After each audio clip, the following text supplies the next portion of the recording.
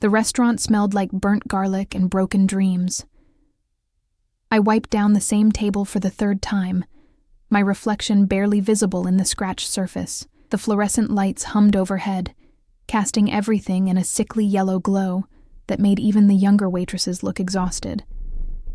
At 23, I felt ancient here, like I'd been serving overpriced pasta and fake smiles for decades instead of just 18 months. My feet ached in shoes held together by duct tape hidden beneath frayed laces. The black uniform dress hung loose on my frame. I'd lost weight I couldn't afford to lose, skipping meals to send money back to my grandmother in Volgograd. Babushka's medication cost more each month, and the exchange rate kept getting worse. "Table 7 needs water," Marcus barked from behind the bar, not looking up from his phone. I grabbed the pitcher with hands that had forgotten what softness felt like. Rough. Cracked. The hands of someone who'd scrubbed too many dishes, carried too many trays, swallowed too many insults from customers who saw right through me, because that's what I was here, invisible. The other waitresses, born here, raised here, belonging here, they got the good tables, the businessmen who tipped well, the anniversary couples who ordered expensive wine. I got the stragglers, the complainers, the ones who'd leave crumpled singles or nothing at all. "Excuse me, miss." An older woman snapped her fingers at me like I was a dog. "This soup is cold." I'd brought it to her 60 seconds ago, steam rising from the bowl. But I smiled, that trained, hollow smile, and took it back to the kitchen without a word. Invisible. The evening shift dragged like it always did. My lower back screamed, my temples throbbed. I'd worked a double because Stephanie called in sick again, probably hungover at some party I'd never be invited to, not that I wanted to go. By the time I got off work, I'd barely have energy to take the bus home to my studio apartment with its leaking ceiling and neighbors who fought until 3 a.m. This was my life. This was all my life would ever be. Then the door opened. The temperature in the room changed. I felt it before I saw anything. A shift in the air, like the moment before lightning strikes. Conversations didn't exactly stop, but they faltered, dimmed. Even the clink of silverware seemed to quiet. I looked up from the water pitcher I was refilling. 3 men entered. No. 2 men entered first, and they weren't really men so much as walls of muscle in dark suits. They moved with purpose, their eyes scanning the restaurant with mechanical precision. One touched his ear. An earpiece, I realized. Security. Then he walked in. I'd never believed in presence before. Charisma seemed like something people made up to explain why they let certain individuals get away with things. But watching this man cross the threshold of Antonio's family restaurant, I understood. He wore black. Everything black. The suit probably cost more than I'd make in a year. Perfectly tailored, expensive fabric that caught the light differently than anything I'd ever seen. His hair was dark, swept back, touched with gray at the temples, sharp jaw, severe features. He couldn't have been more than 40, but he carried himself with the authority of someone who'd spent lifetimes commanding others. And his eyes. God, his eyes. Even from across the room, I could see they were pale. Gray or blue, I couldn't tell. Cold. Calculating. The eyes of someone who'd looked at terrible things and done worse. One of the security men spoke quietly to Marcus, who'd suddenly straightened up like a soldier called to attention. Marcus nodded frantically, gesturing toward our best table, the corner booth that supposedly stayed reserved for the owner's friends, but somehow always sat empty. The man in black moved through the restaurant like he owned it. Maybe he did. People shifted in their seats without realizing it, making space, averting their eyes. Prey instinct. He settled into the corner booth where he could see both entrances. His guards positioned themselves nearby, one by the door, one near the kitchen. Not sitting, not eating, just watching. "Elena." Marcus grabbed my arm hard enough to bruise. His breath smelled like the cigarettes he wasn't supposed to smoke on shift. "That table. You take it." My stomach dropped. "What? But You speak Russian, right? You're Russian?" "Yes, but..." "Then get over there, now. And don't fuck this up." He shoved a menu into my hands and pushed me forward. My legs felt disconnected from my body as I walked toward the corner booth. The man sat perfectly still, looking at his phone. One of 3 phones lined up on the table like instruments of war. He didn't glance up as I approached. Up close, I could smell him. Not cologne exactly, though there was something expensive in the mix. Leather, smoke, something darker underneath, gunpowder. My imagination was running wild, but I couldn't shake the feeling that this man was dangerous, lethally so. "Good evening, sir." My voice came out steadier than I expected. Professional. The voice I used to disappear behind. "Can I get you English?" He interrupted without looking up. His accent was thick, Russian, but his English was clear. "You speak English?" Everyone in the restaurant could hear us. The silence was oppressive. "Yes, sir." I clutched the menu. "Can I get you something to drink?" He finally looked up. Those eyes locked onto mine, and I forgot how to breathe. Not gray, not blue. Somewhere between, like ice on deep water. And in that moment, I wasn't invisible. I was seen. Completely. Wholly. Stripped bare by a gaze that seemed to catalog every secret I'd ever kept. "Water," he said. "Vodka. Beluga Gold Line, if they have it. If not, I leave." "I'll check, sir." I turned to walk away, my heart hammering against my ribs. "Wait." The word stopped me cold. Command, not request. I turned back. He studied me with those terrible, beautiful eyes. One of his guards shifted, hand moving toward his jacket. The air grew heavier. "You are Russian." Not a question. A statement. I hesitated. Something told me lies wouldn't work on this man. "Yes, sir. From Volgograd." Something flickered across his face. Too fast to read. Volgograd. He pronounced it perfectly, with the rolling R and the soft consonants of home. Long way from Stalingrad. My throat tightened. No one here knew about Stalingrad, about the city's history, about the weight it carried. "Yes, sir." He leaned back, still watching me. "How long in America?" 3 years. "And you work here?" Disdain dripped from the word "here," like this restaurant personally offended him. "Yes, sir." He waved his hand dismissively. "Go. Check the vodka." I practically fled to the bar, where Marcus waited with panic in his eyes. What did he say? Is he angry? "Elena, I swear to God, he wants Beluga Gold Line vodka." "We don't have shit. Marcus ran his hands through his hair. "We've got Absolute. Grey Goose. What do we—" "Tell him." I couldn't believe I was about to do this. "I'll tell him." "Are you insane? Do you know who that is?" I didn't. But I could guess. The security. The fear. "Who?" Marcus grabbed my shoulders, lowering his voice to a whisper. "Viktor Volkov. Jesus Christ, Elena. Viktor Volkov is sitting in our restaurant. And He couldn't finish the sentence. The name meant nothing to me, but the fear in Marcus's eyes meant everything. I walked back to the corner booth like I was walking to my execution. Viktor Volkov, because now he had a name, now he was real, hadn't moved. He sat like a king on a throne, one hand resting on the table, the other hidden beneath it. His guards watched me approach with the intensity of men paid to anticipate threats. "Sir." I stopped at a respectful distance. "I apologize, but we don't have Beluga Gold Line. We have—" Then I leave. He started to stand. I don't know what possessed me. Maybe it was the exhaustion. Maybe it was the thought of Marcus's panic, of losing this job I couldn't afford to lose. Maybe it was something deeper, some reckless instinct I didn't know I possessed. I spoke in Russian. "Подождите, пожалуйста. Wait. Please." He froze. Completely still, like I'd cast a spell. The restaurant held its breath. Slowly, Viktor Volkov turned his head toward me.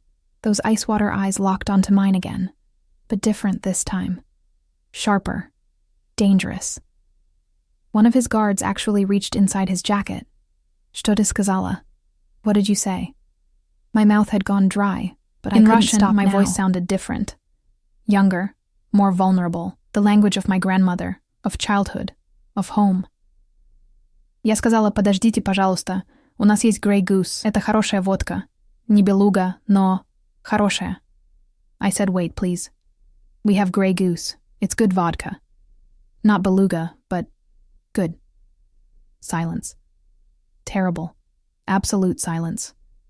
Then Viktor Volkov smiled.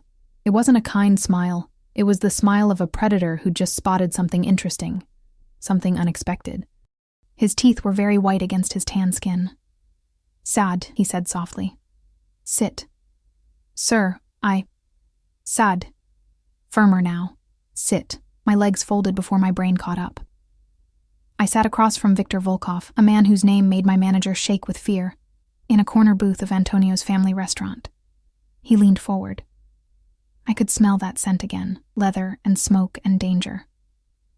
"Как тебя зовут?" "What is your name?" "Elena. Elena Sokolova." "Elena." He said it slowly, tasting each syllable. "And you greet me in Russian because..." I switched back to English, aware that everyone was staring. Because you're far from home too, sir, and maybe..." I swallowed hard. "Maybe it's nice to hear your own language sometimes." Something changed in his expression. The predator faded, replaced by something I couldn't name. He studied me for a long moment, taking in my cheap uniform, my tired eyes, my rough hands clutching the menu like a shield. "Elena Sokolova from Volgograd," he said quietly. "Do you know who I am?" Viktor Volkov. The name felt dangerous in my mouth. "And do you know what I am?" I should have said no. Should have played dumb. But those eyes demanded truth. "I can guess, sir." He laughed. Actually laughed. It was a dark sound, rich and unexpected. "She can guess. Brave little waitress can guess." He signaled to one of his guards. "Dmitri, tell the kitchen, everything they have. Best dishes. We eat here tonight." "Sir?" The guard looked confused. "You heard me. And bring proper vodka from the car, the good bottle." "But sir, the restaurant..." Viktor's expression shifted from amused to deadly in a heartbeat. Did I stutter, Dmitri? "No, sir. Right away, sir." As the guard hurried away, Viktor turned back to me. "You work a double shift, yes? You're tired. Your feet hurt. When did you eat last?" I blinked. "How did you..." "I notice things, Elena. It's how I stay alive." He gestured to the booth. "Sit properly. You'll eat with me." "Sir, I can't. My manager..." "Your manager works for me now. He just doesn't know it yet." Viktor pulled out his phone, one of the three, and typed something. "There. Bought. This restaurant is mine. You work for me now. Sit. Eat." The world tilted sideways. You bought the restaurant?" "Why not?" "I was hungry. You were kind." He said it like it was the most natural thing in the world. Like people bought restaurants the way others bought coffee. "And I think, Elena Sokolova, that you and I need to talk about Volgograd, about Russia, about why a girl like you is wasting away in a place like this." My hands were shaking. I pressed them flat on the table to hide it. "I don't understand." "You will." He leaned back, that dangerous smile returning. "Tell me, Elena, your grandmother in Volgograd, the one you send money to, what is her name?" My blood turned to ice. "How do you know about my grandmother?"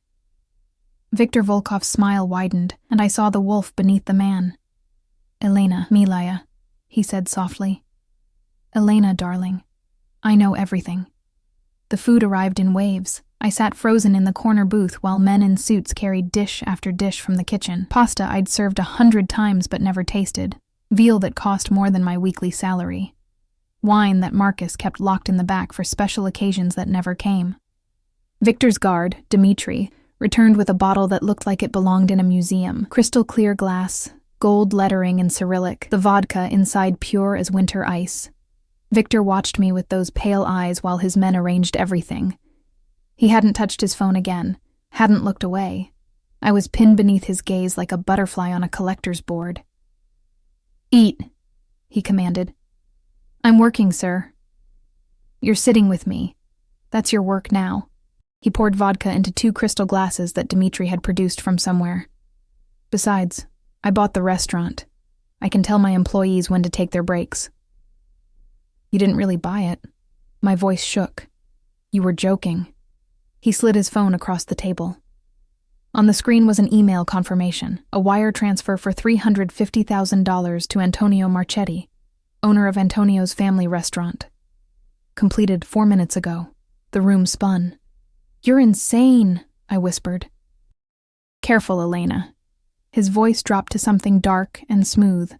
People who call me insane don't usually live to regret it. I should have been terrified. I was terrified.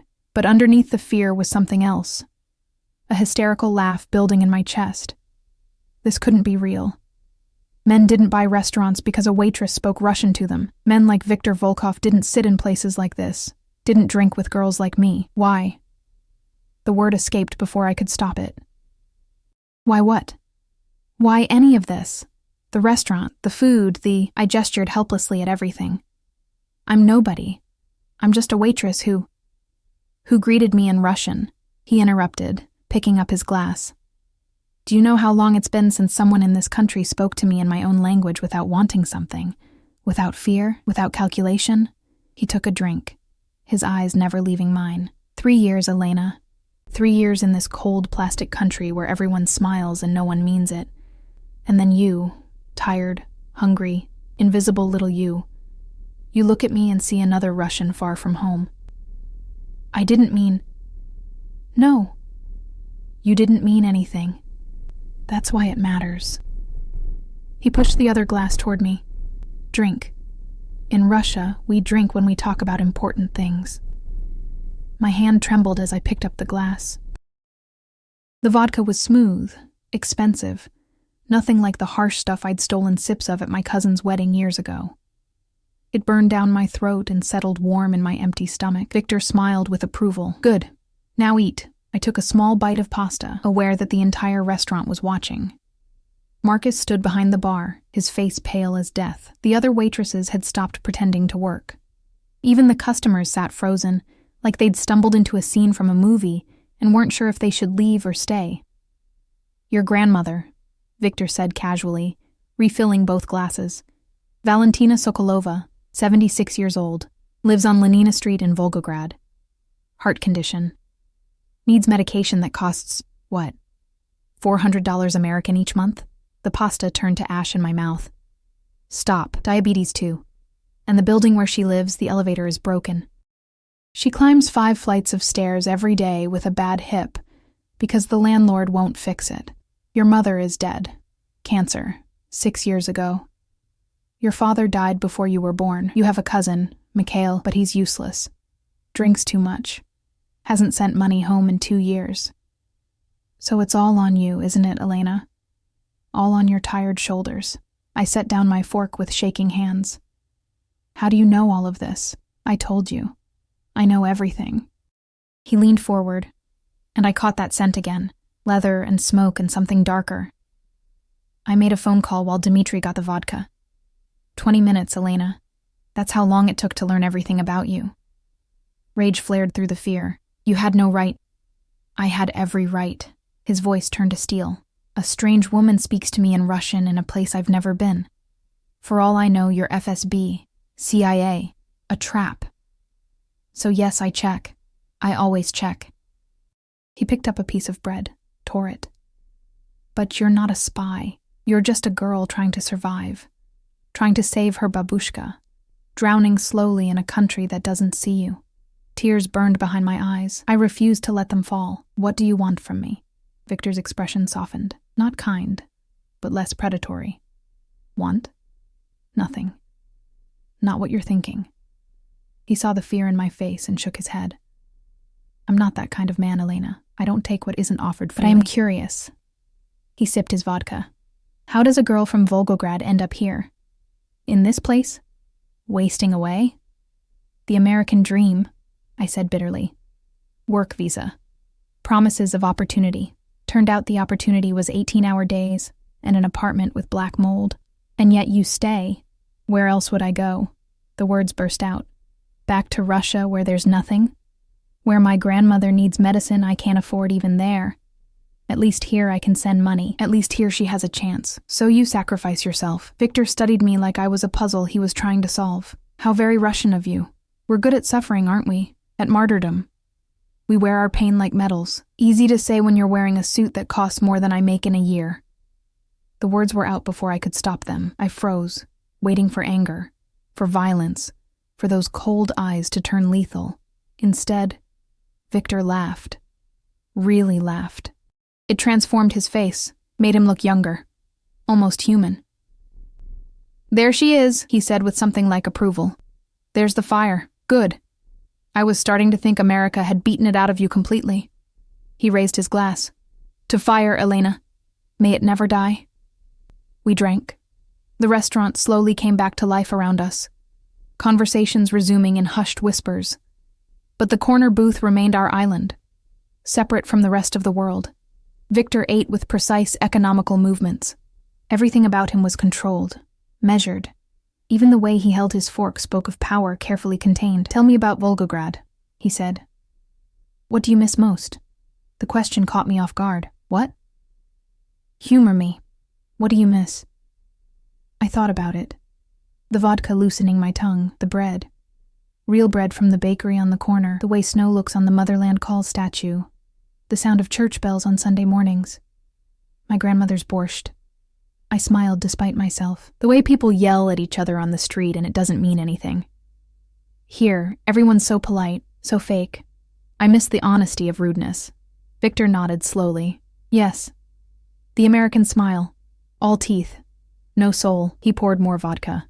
"I miss the cold. Real cold. Not this weak winter they have here. I miss the darkness. The way night feels in Moscow in December. Heavy. Absolute. I miss drinking with men who don't pretend to be my friend. I miss knowing that when someone wants to kill you, they'll at least tell you to your face first." "Sounds like you miss violence." "I miss clarity." He met my eyes. "In Russia, you know where you stand. Here, everything is hidden. Subtle. Passive-aggressive, they call it. I prefer active-aggressive, cleaner that way." "Is that what you do?"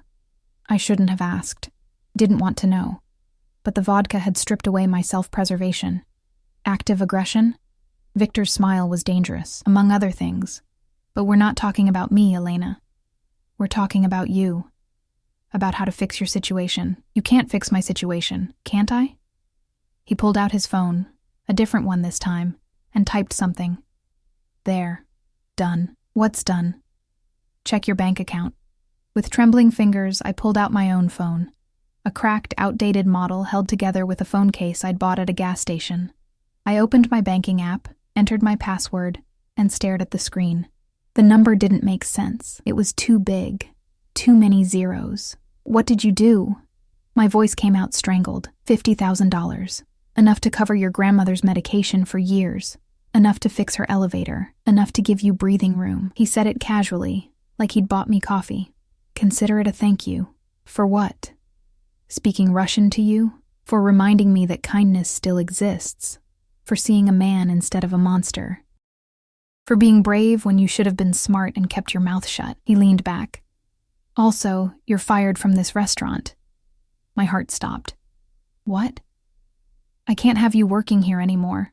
The hours are terrible, the pay is worse, and frankly, the food isn't good enough for my waitress." He said it with such absolute authority that I almost missed the possessive. "My waitress. You'll work for me instead." "I don't understand." "Tomorrow. 9 a.m. This address." He handed me a card, heavy black paper with silver embossed lettering. An address in the city's most expensive district. "My accountant needs an assistant who speaks Russian. You're qualified." "I'm not qualified for anything. I barely finished high school. You speak fluent Russian and English. You're good with people. You notice things. And you need money. That's all the qualification I require." His tone left no room for argument. "The salary is $120,000 a year. Health insurance, paid vacation. You'll have an apartment nearby, rent-free." The room tilted. "This isn't real. None of this is real. It's very real, Elena, and you'll take it because the alternative is going back to that apartment with black mold and working yourself to death for people who don't even see you." He stood, and his guards immediately moved closer. 9 a.m. Don't be late. I don't tolerate tardiness. He started to walk away, and panic seized me. "Wait!" I stood so fast I knocked into the table. You can't just, this is insane." Victor turned back. The restaurant fell silent again. He walked back to me slowly, deliberately, until he stood close enough that I had to tilt my head back to meet his eyes. close enough that I could feel the heat radiating off his body, close enough to see the faint scar on his jaw, the silver in his dark hair, the absolute certainty in his gaze. Listen carefully, Elena Sokolova. His voice was soft, deadly. In Russia, we have a saying, don't refuse a gift from a wolf. The wolf might get insulted, and insulted wolves are very dangerous. He reached out and tucked a strand of hair behind my ear, a gesture so gentle it sent shivers down my spine. I'm offering you a chance, a way out. Take it, or don't. But if you refuse, you'll never see me again, and you'll spend the rest of your life wondering what might have been. Why me? I whispered. Why are you doing this? His expression softened in a way that made him look almost human, almost vulnerable. Because 3 years ago I had a daughter. She would have been your age now, and she died because I couldn't protect her from the life I'd built. His jaw tightened. When I look at you, tired, brave, stupid little Elena who speaks Russian to dangerous men, I see what she might have become, and I think maybe I can protect you at least. Maybe I can do one good thing in my terrible life. My breath caught. I'm not your daughter. No, you're not. The vulnerability vanished, replaced by that cold authority. But you could be under my protection. In my world, that means something. It means no one touches you, no one hurts you, no one makes you invisible ever again. He stepped back. 9 a.m., Elena. Choose carefully. He walked out, his guards flanking him. Through the window, I watched them climb into a massive black SUV with tinted windows, the kind that screamed money and danger in equal measure. The vehicle pulled away, and just like that, Viktor Volkov was gone. I stood in the middle of Antonio's family restaurant, his restaurant now, holding a business card that felt like it was burning my fingers. Marcus appeared at my elbow, his face pale and sweating. Elena. What the fuck just happened? What did you do? I looked down at my phone, at the $50,000 that hadn't been there an hour ago, at the card with the address in silver ink, at my reflection in the window, still in my cheap uniform, still exhausted, still nobody. But maybe not invisible anymore. Not to him. I think, I said slowly, I just made a deal with the devil. I didn't sleep that night. I sat on my lumpy mattress in my studio apartment, staring at the black business card like it might explode. Outside, my neighbors fought. The usual screaming match about money, about infidelity, about all the ways their lives had gone wrong. The ceiling leaked in the corner, a steady drip into the bucket I'd placed there weeks ago. $50,000 sat in my bank account. I'd checked 17 times, convinced it would disappear, convinced I'd imagined everything. But the money was real. The card was real, and somewhere in this city, Viktor Volkov was real too. At 3 a.m., I called my grandmother. Allo? Her voice was thick with sleep, confused. In Volgograd, it was already afternoon. Babushka, it's me. Lenushka? She coughed, that wet, terrible cough that had been getting worse. Why are you calling? Is something wrong? Did something happen? No, nothing's wrong. I pressed my hand to my mouth, fighting tears. I just wanted to hear your voice. You sound strange, Devichka moya. What's happened? I couldn't tell her. Couldn't explain that a man I'd just met had bought a restaurant on a whim, had invaded my privacy, had offered me a life I couldn't quite believe in. She'd think I was losing my mind. Maybe I was. I got a new job, I said instead. A better one, with health insurance. I'll be able to send more money. Elena, no. You work too hard already. You need to... I need you to be okay, babushka. That's what I need. My voice cracked. Please, let me do this. Let me take care of you. She was quiet for a long moment, then softly. Your mother would be so proud of you, so proud. After we hung up, I cried into my pillow until my throat was raw. At 7 a.m., I showered in water that never quite got hot enough. I put on my only decent outfit, a black skirt and white blouse I'd bought at a thrift store for a job interview that had gone nowhere. I looked at myself in the cracked mirror and saw a stranger, someone pretending to be professional. Pretending to be someone Viktor Volkov might actually hire. The address on the card led me to a building I'd never dared enter. All glass and steel, towering over the city like a monument to wealth. A doorman in a uniform nicer than anything I owned opened the door before I could reach for the handle. "Miss Sokolova?" He knew my name. Of course he knew my name. "Mr. Volkov is expecting you. 20th floor." The elevator was mirrored, and I watched my reflection multiply into infinity. Tired girl, scared girl, girl who didn't belong. My hands shook as I pressed the button. The 20th floor opened into a reception area that looked like something from a magazine.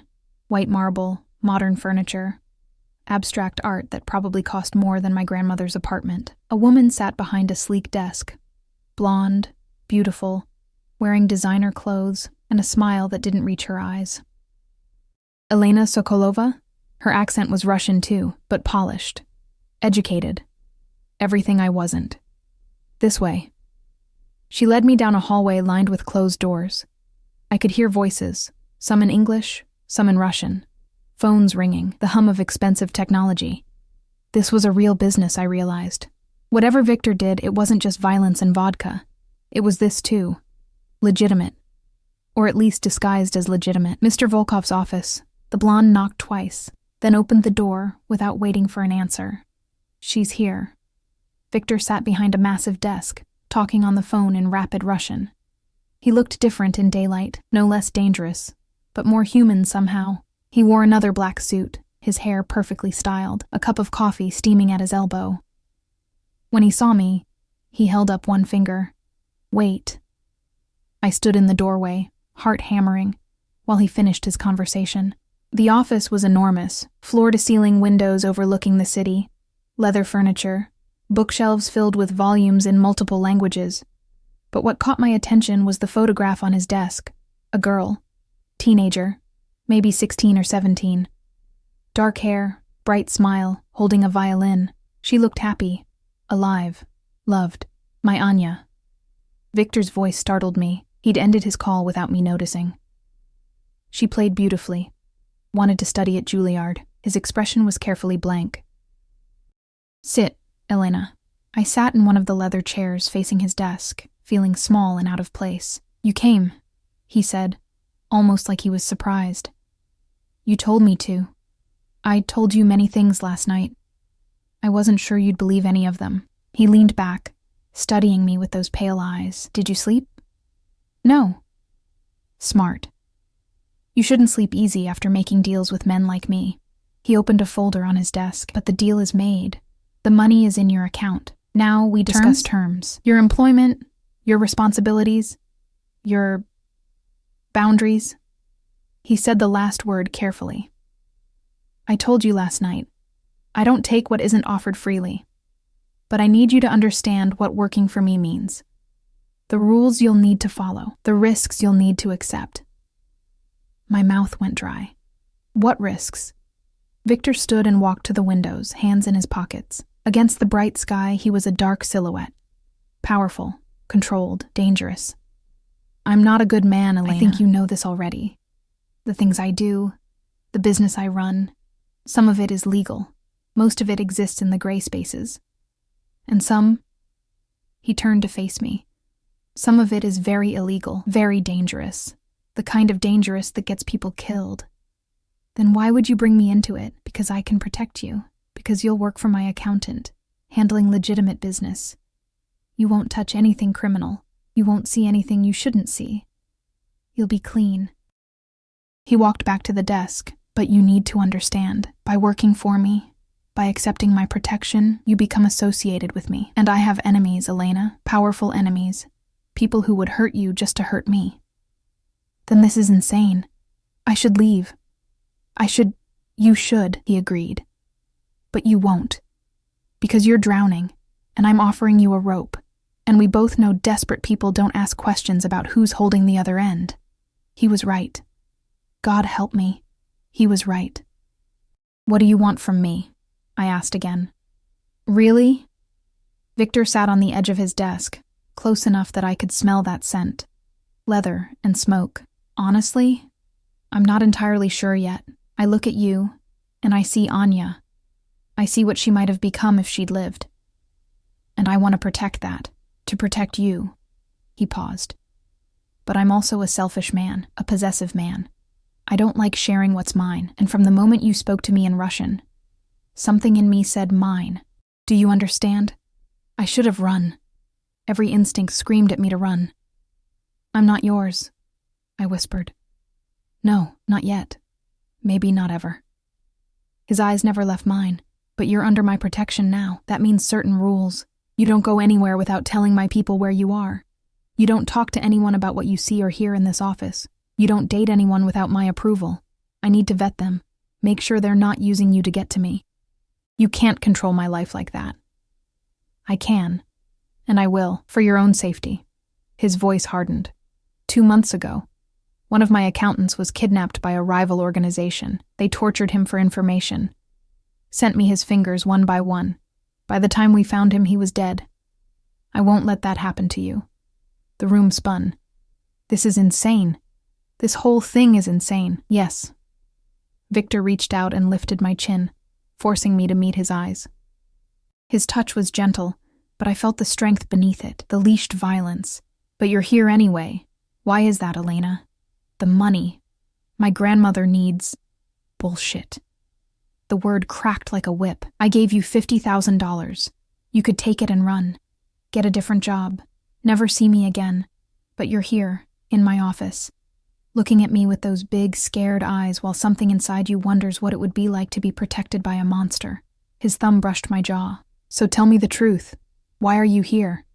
The truth clawed its way up my throat. Because I'm tired of being invisible. Because for 3 years, I've worked myself to death. And no one has seen me. No one has cared. And then you. You bought a restaurant because I spoke Russian to you. You learned everything about my life in 20 minutes. You looked at me like I mattered. Tears burned my eyes. Even if it's dangerous, even if it's wrong, at least it's something. At least someone sees me. Victor's expression shifted, something dark and satisfied crossing his features. There it is. The truth. He released my chin and straightened. Good. We can work with truth. Lies would have gotten you killed. He returned to his chair and pulled out a contract. This is your employment agreement. Salary, benefits, responsibilities, all legal and documented. You'll start today. My accountant, Mikhail, will train you. You'll have an apartment by the end of the week. I'm having one prepared. And you'll have a driver. Alexei, former Spetsnaz. Very loyal. Very dangerous. He'll take you anywhere you need to go. I don't need a driver. You do now.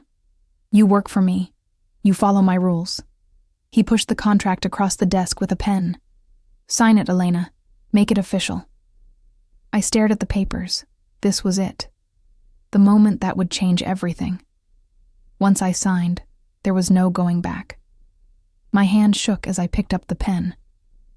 One more thing, Victor said quietly. Before you sign. Look at me. I looked up. He leaned forward, elbows on the desk, that intense gaze pinning me in place. I meant what I said last night. I'm not a good man. I've killed people, Elena. I've hurt people.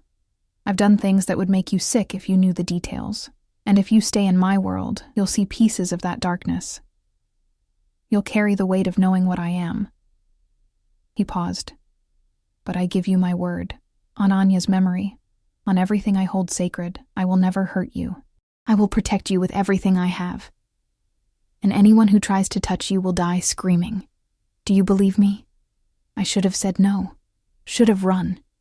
Should have chosen safety over this beautiful, terrible danger. I believe you, I whispered. Then sign. I signed my name, Elena Sokolova, in shaky script. Victor took the contract, examined it, then smiled. That predator's smile that made my stomach flip. Welcome to my world, Milaya. He pressed a button on his desk. Dmitri, bring her to Mikhail, and have Alexei bring the car around. We'll need to take Miss Sokolova shopping for appropriate work clothes. That's not necessary, I protested. You work for me now. You'll dress like it. He stood, dismissing me. Go, learn your job. Tonight we'll have dinner. Somewhere nice. I want to celebrate my new assistant. Dmitri appeared in the doorway, the same guard from last night. He gestured for me to follow. At the door, I looked back. Victor had returned to his phone calls, already moving on to the next task. But before I left, he glanced up, and for just a moment, his expression softened. Elena, he called. Thank you for being brave enough to stay. Then the door closed, and I was led deeper into Viktor Volkov's world. A world of expensive suits and hidden danger, of protection and possession, of being seen so completely that I'd never be invisible again, even if it destroyed me. 3 weeks changed everything. Mikhail, the accountant, was a nervous man in his 50s who jumped every time Viktor walked past. He taught me spreadsheets, accounts, how to track legitimate business expenses for the import-export company that served as Viktor's front. I learned quickly, partly because I was good with numbers, mostly because I was terrified of disappointing Viktor. The apartment he'd arranged was in a building 2 blocks from his office, 15th floor, 1 bedroom, floor-to-ceiling windows with a view of the city. It had a kitchen with appliances that actually worked, a bathroom without mold, a bed that didn't sag in the middle. The first night, I'd cried myself to sleep in sheets that smelled like lavender instead of mildew. Alexei, my driver, was a mountain of a man with scarred knuckles and eyes that saw everything. He drove a black Mercedes and waited outside every building I entered. At first, I'd tried to insist I could take the bus, could walk. He'd looked at me like I'd suggested flying to the moon. Mr. Volkov's orders was all he ever said. Viktor himself was a constant hovering presence. He didn't summon me to his office often, maybe once a day, always with legitimate questions about accounts or expenses. But I felt him watching, felt his protection like a heavy coat I couldn't remove. True to his word, he'd taken me shopping that first day, to stores I'd never dared enter, where saleswomen brought champagne and clothes that cost more than my old monthly rent. He'd sat in a leather chair, making phone calls in Russian while I tried on outfit after outfit. Every time I emerged from the dressing room, his eyes would track over me with an intensity that made my skin flush. That one, he'd say. Or, no, too plain. She needs something that shows she's under my protection. I'd wanted to argue, wanted to say I could dress myself. But the truth was, I liked it. Liked being seen, being claimed, being important enough to matter. We had dinner twice a week, always somewhere expensive, always with Dmitri and another guard at a nearby table. Viktor would ask about my day, about my grandmother, who I'd finally told about the money, who'd cried and called me her miracle. He told me stories about Russia, about Moscow winters and Black Sea summers, about a life before this one. He never talked about Anya, never explained how she died, but sometimes, when he looked at me, I saw grief behind those cold eyes. Saw the father he'd been, the father he'd failed to be, and slowly, terrifyingly, I was getting used to it, to the luxury, to the protection, to Viktor's possessive attention. I was getting comfortable in a cage I hadn't realized I'd entered. Then everything shattered on a Tuesday afternoon. I was in the office, working through a stack of invoices, when raised voices echoed from Viktor's office. Angry voices, in Russian. «Не твое дело, кто я трахаю». Not your business who I fuck, I froze. That wasn't Viktor's voice. Someone else, someone younger. «Все, что ты делаешь, это мое дело». Viktor's voice, cold and lethal. Everything you do is my business. Я не ребенок, мне 28 лет.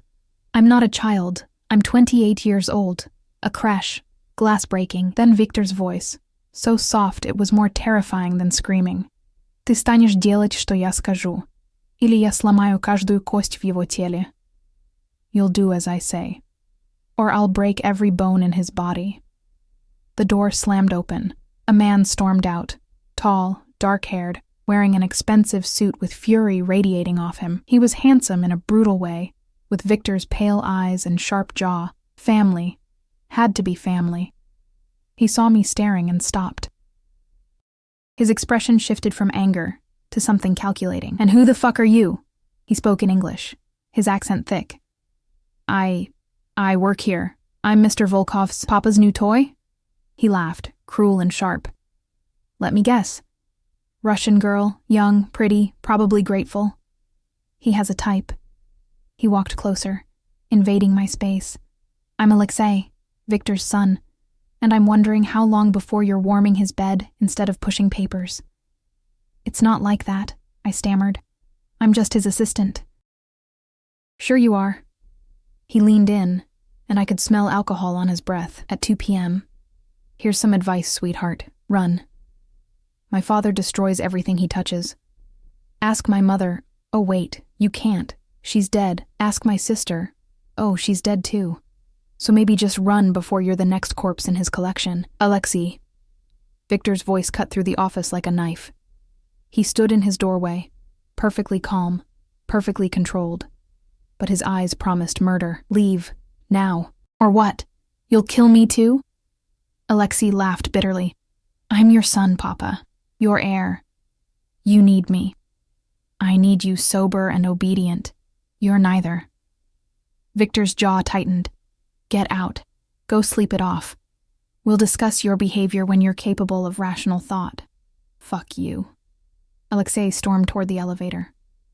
Victor watched him go, his expression unreadable. Then he turned those pale eyes on me. My office. Now. I followed on shaking legs. Inside, the office looked like a war zone. Broken glass from a tumbler, papers scattered across the floor, a chair overturned. Victor's knuckles were bloody. Sit, he commanded, moving to a bar cart and pouring himself vodka. I sat, my heart racing. Is it true? About your wife? Your daughter? He drank the vodka in one swallow. What did my son tell you? That they're dead? That you destroy everything you touch? Victor poured another glass, staring at the amber liquid. My wife, Irina, died 6 years ago. Cancer. I couldn't save her. All my money, all my power, and I couldn't stop the cells from eating her alive. His voice was flat, emotionless. Anya died 3 years ago. A rival organization kidnapped her. Tried to use her as leverage. I was supposed to give them territory, money, weapons. I refused. Thought I could negotiate. Thought they were bluffing. He drained the second glass. They weren't bluffing. They sent her back to me in pieces. My stomach lurched. Oh God. I killed them all. Every single person involved. Their families, too. Their friends. Anyone who knew and didn't stop it. He turned to face me and his eyes were empty. Dead. Alexei blamed me.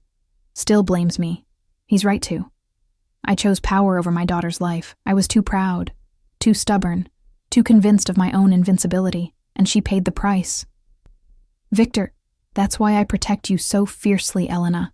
Why I smother you with guards and rules and control. Because I failed once. I won't fail again. He set down his glass. But Alexei is right about one thing. I do destroy what I touch. And eventually, I'll probably destroy you too. I stood, my legs unsteady. Then let me go. Let me walk away before that happens. No.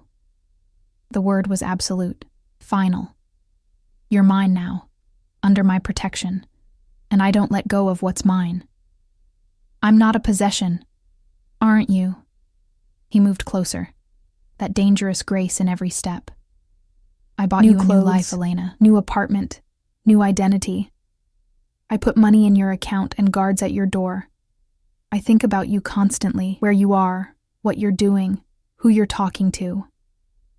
I lie awake at night imagining all the ways I could keep you safe, keep you close, keep you mine. He stood so close I could feel the heat radiating off him. So tell me, Milaya, if you're not mine, why haven't you run? Why do you come to dinner when I call? Why do you look at me like you're waiting for something? I don't. You do.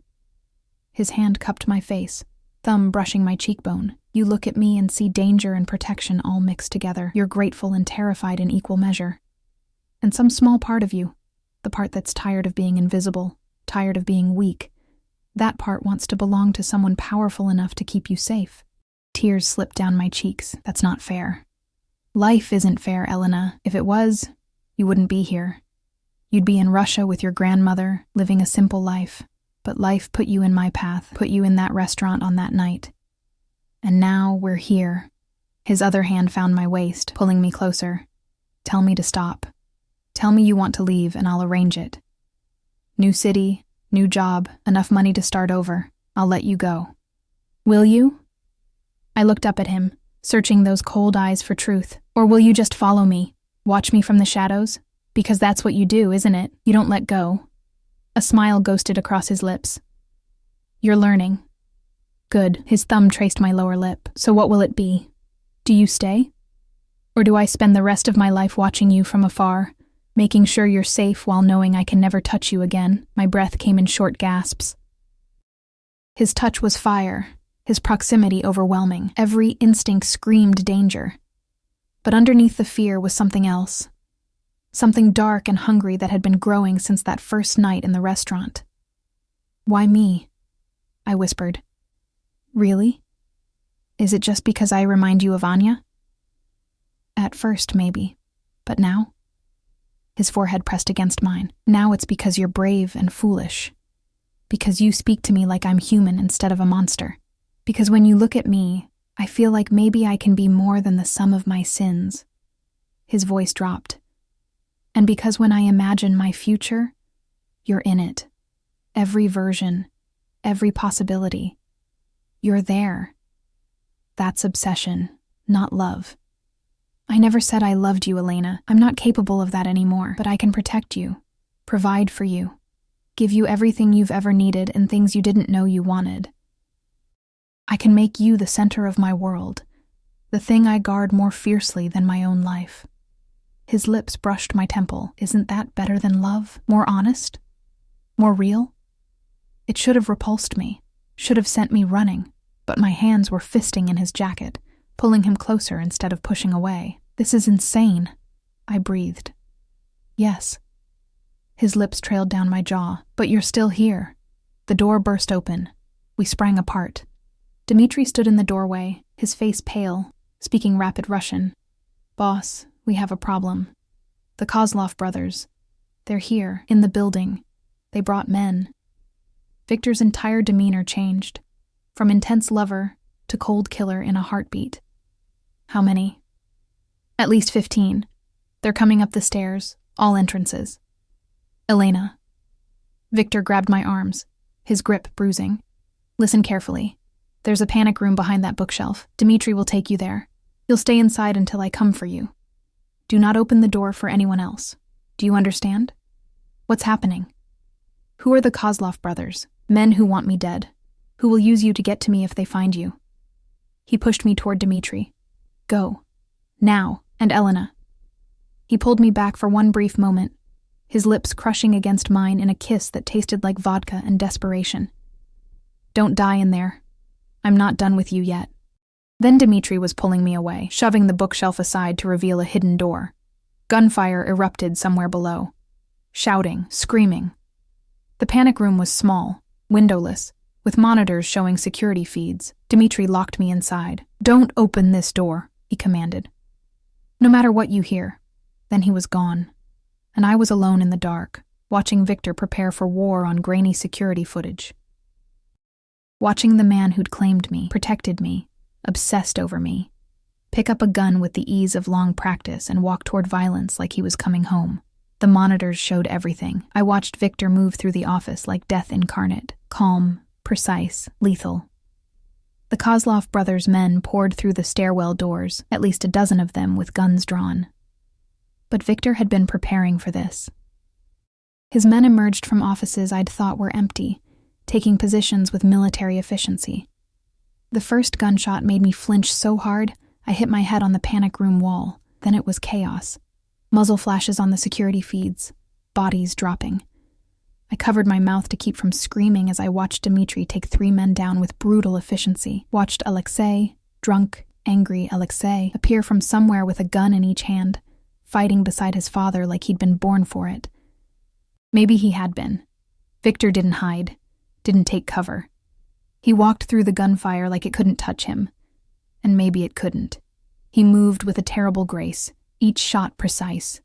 Calculated. A man's head snapped back, another crumpled, clutching his throat. Victor's face remained expressionless. The face of a man who'd done this 1,000 times before. This was who he really was, not the man who bought me dinner, who touched me gently, who spoke about protecting me. This was the monster beneath the expensive suits. The killer. The destroyer of everything he touched. I should have been horrified, should have been planning my escape, but all I could think was, he's doing this to protect me. The fight lasted 7 minutes. 7 minutes that felt like hours. When it ended, 12 bodies littered the office. Victor's men had casualties too. I counted 3 down. Maybe dead. Maybe just wounded. But Victor stood untouched, speaking rapid Russian into his phone while Alexei leaned against a desk, blood streaming from a cut on his forehead. Then Victor's eyes found the camera. Found me. He said something to Dmitri, who nodded and headed toward the panic room. The lock clicked. The door opened. Dmitri stood there, splattered with blood that wasn't his expression grim. "Boss wants you," was all he said. I stepped out on shaking legs. The office reeked of gunpowder and copper. "Don't look at the bodies," I told myself. "Don't look at their faces. Don't think about the fact that they were alive 7 minutes ago." But I looked anyway. Couldn't help it. Young men, mostly. One couldn't have been older than 25. His eyes were still open, staring at nothing. Victor stood by his desk, reloading his gun with mechanical precision. His suit was ruined, torn, bloody, but his hands were steady. When he saw me, something flickered in those pale eyes. "You're okay," he said. Not a question, a statement of fact. "You killed them all." "Not all. 2 got away. They'll tell the Kozlov brothers what happened here, that I'm not to be fucked with." He set down the gun and walked toward me. "Are you going to faint?" "No." "Good. I hate hysterical women." He cupped my face, examining me like I might have been injured despite being locked in the panic room. "You watched?" "The monitors. Then you saw what I am, what I do." His thumb brushed my cheekbone. "And you're still standing here. Where else would I go? There are bodies blocking the elevator." A laugh escaped him. Dark, surprised. "Even now you have fire. Remarkable." He pulled me closer and I could smell blood on him. Death on him. "I told you I destroy everything I touch, Elena. I told you to run, but you didn't. And now you're part of this, part of my world. There's no going back. I know. Do you? Do you understand what it means?" His grip tightened. "The Kozlov brothers won't stop. They want my territory, my business, my life. And now they know about you. They saw you on the security footage before I killed their men. They know you matter to me, which means they'll come for you." My blood turned to ice. "Then let me go. Send me away where they can't find me." "No." The word was absolute. "You're safer with me. Under my protection. They know now. Anyone who touches you dies. I'll make an example so brutal, so complete, that no one will dare try again. You're talking about murder. I'm talking about survival, about protecting what's mine." He released me and turned to Alexei, who was being bandaged by one of the men. "You fought well today." Alexei looked up, surprise crossing his face. "You noticed." "I always notice." Victor's voice softened fractionally. "You're my son, my heir. I've been hard on you because I need you strong, need you ready for this life. But today, you proved yourself. I'm proud of you." Something in Alexei's expression cracked. Pain, relief, desperate need for approval. "Papa, we'll talk later. First, we clean this up." Victor turned back to me. "Dmitri will take you home. Pack a bag. You're moving into my apartment tonight.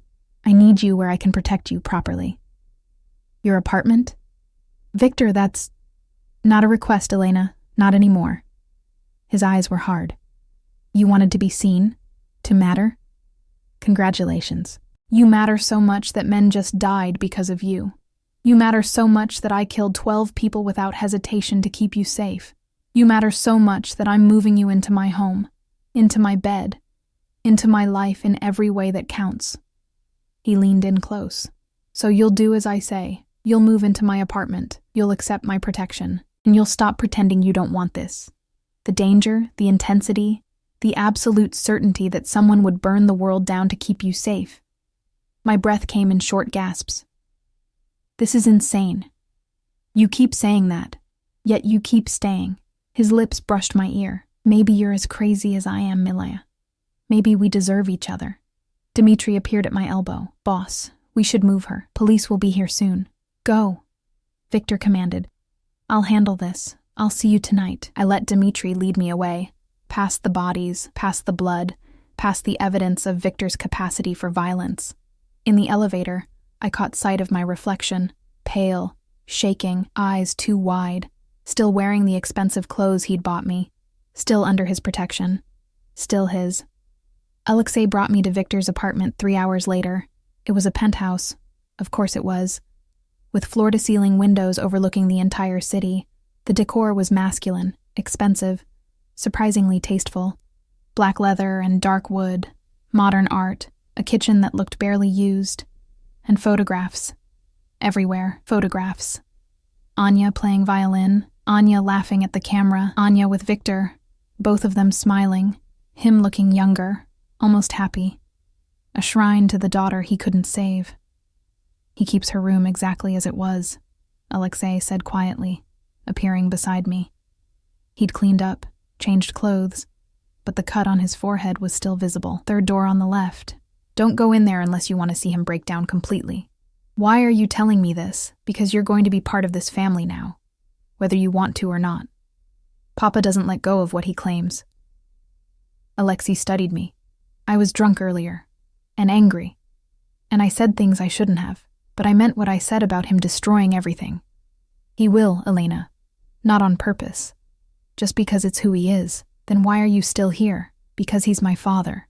Because I love him despite everything. And because sometimes the cage is more comfortable than freedom. He headed toward the door. Your room is the master suite. He'll be here late.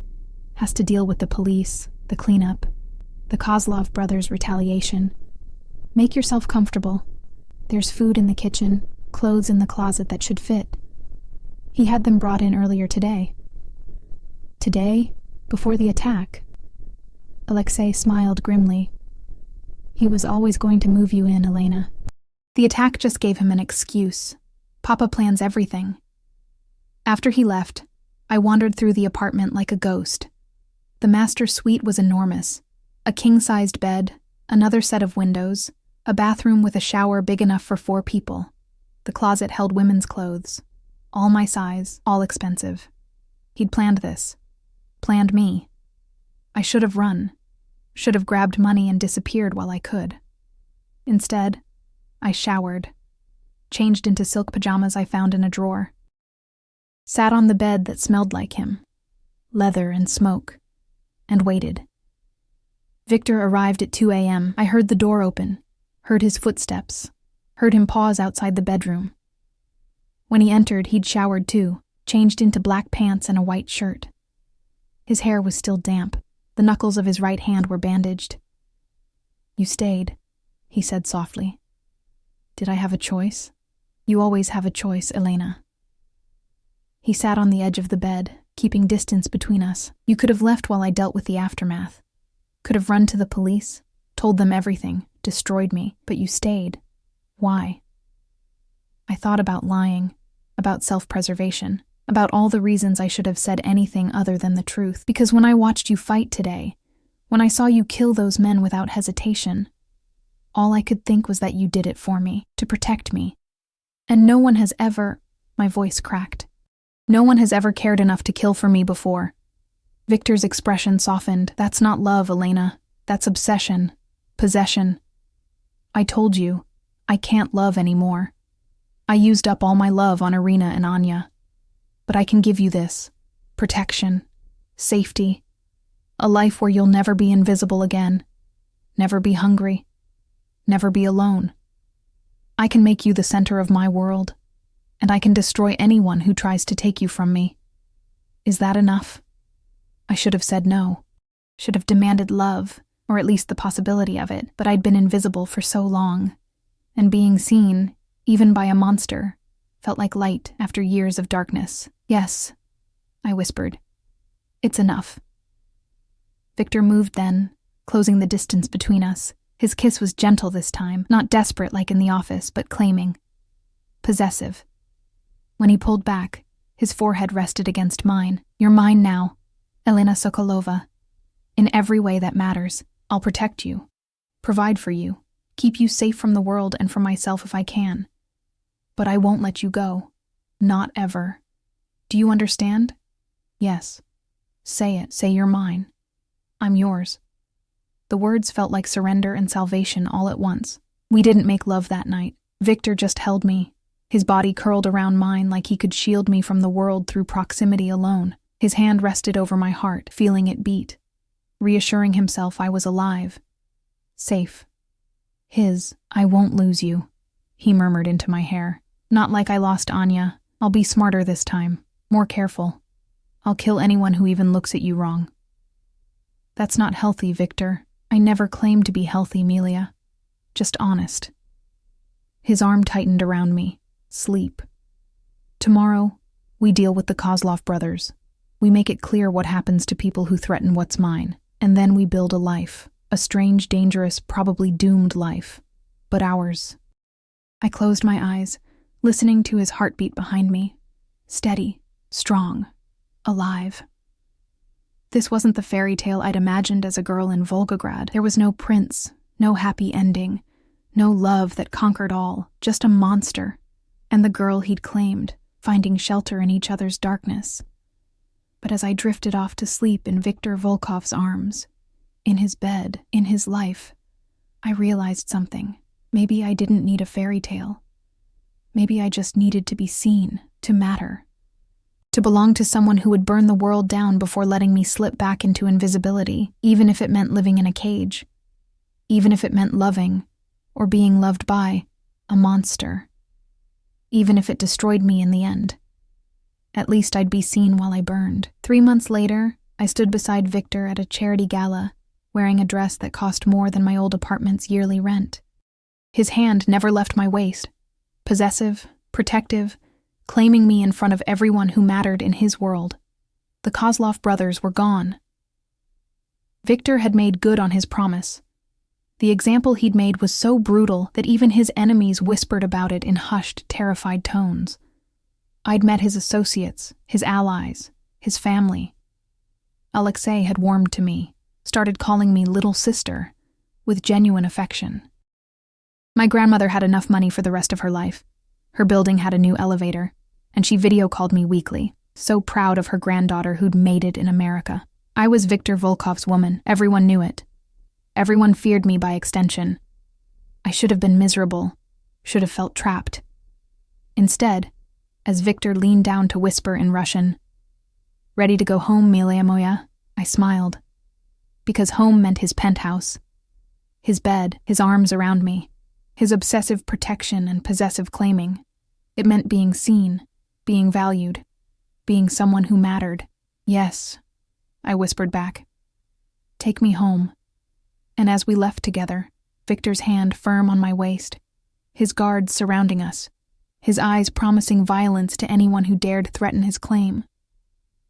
I realized I'd made my choice that first night in the restaurant, when I'd greeted him in Russian, when I'd seen the monster and spoken to him like he was human, when I'd chosen to be visible, no matter the cost. This was my life now. Strange, dangerous, probably doomed. But mine, completely, utterly mine, and I wouldn't trade it for anything.